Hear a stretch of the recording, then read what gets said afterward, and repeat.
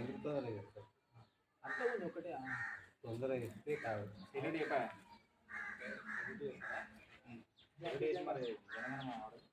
ఓకేనా? ఓకేనా?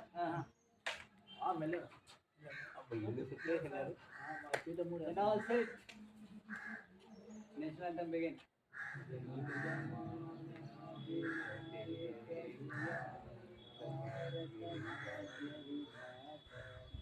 పంజాబ్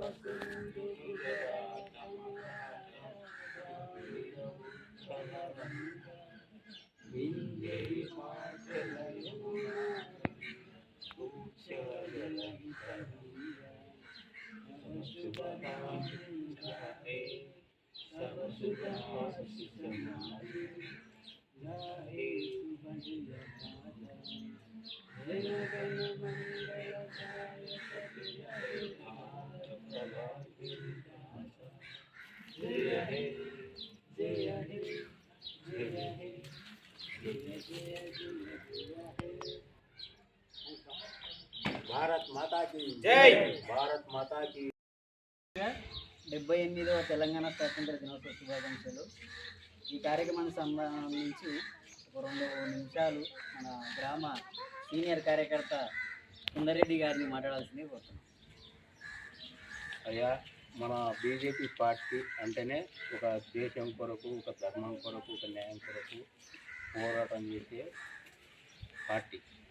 అందులో భాగంగా మన ఊరిలో కూడా కనీసం అంటే 30 పార్టీ ఎన్నో ఒదడుకులు ఎదుర్కొంటూ ఈ స్థాయికి వచ్చిందంటే మన కార్యకర్తలు యూత్ ప్రోత్సాహంతో కోరుకోవడం అనుకొని ఇంత డెవలప్ చేసినాం. ఇప్పుడు కూడా ఇదే కష్టం అంటే మన ఊళ్ళో ఎదిగేది బీజేపీ పార్టీ. మనకు ఒక సిద్ధాంతం అని ఉంటుంది, ఒక మంచితనం అని ఉంటుంది. దాని ప్రకారంగా మనం ఒకసారి అధికారాన్ని చేజిక్కిస్తున్నామంటే మనం కూడా మన ఊరిని డెవలప్ చేసుకుంటూ మన ఊరి పేరు ఇక్కడ రాష్ట్ర స్థాయిలో ఢిల్లీ స్థాయి వరకు పొందబోయే ఆలోచనలు ఉంటాయి. అందుకని ప్రతి కార్యకర్త కూడా ఏదన్నా పిలుపు ఉందంటే దాని మేరకు టైం ఇచ్చి కొద్దిగా పాల్గొని పనిచేయాలని కోరుకుంటూ ఈ అవకాశం ఇచ్చిన పెద్దలందరికీ నాకు ఇప్పుడు ఇదే హేమద్ల గ్రామవాసులకి అందరికీ 78వ తెలంగాణ స్వాతంత్ర దినోత్సవ శుభాకాంక్షలు. ఎందుకు తెలంగాణ స్వాతంత్ర దినోత్సవ శుభాకాంక్షలు అని చెప్తున్నామంటే మనకు 1947 ఆగస్టు 15 నాడు యావత్ భారతదేశం మొత్తానికి స్వాతంత్రం వచ్చినప్పటికీ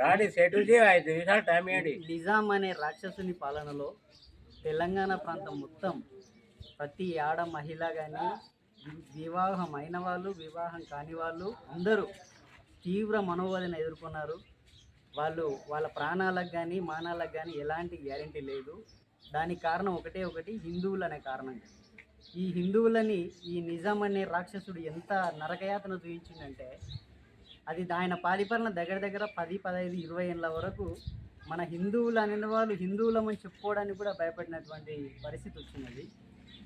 యావత్ భారతదేశం మొత్తం 1947 స్వాతంత్ర దినోత్సవాలు చేసుకొని ఆనందాలు అనుభవిస్తుంటే కూడా ఒక సంవత్సరం అక్కడి నుంచి 1948 సెప్టెంబర్ 17 వరకు కూడా ఇక్కడ ఉన్న తెలంగాణ ప్రాంతంలో ఉన్న ప్రతి ఒక్కరూ మానసికంగా శారీరకంగా చాలా ఇబ్బందులు ఎదుర్కొన్నారు.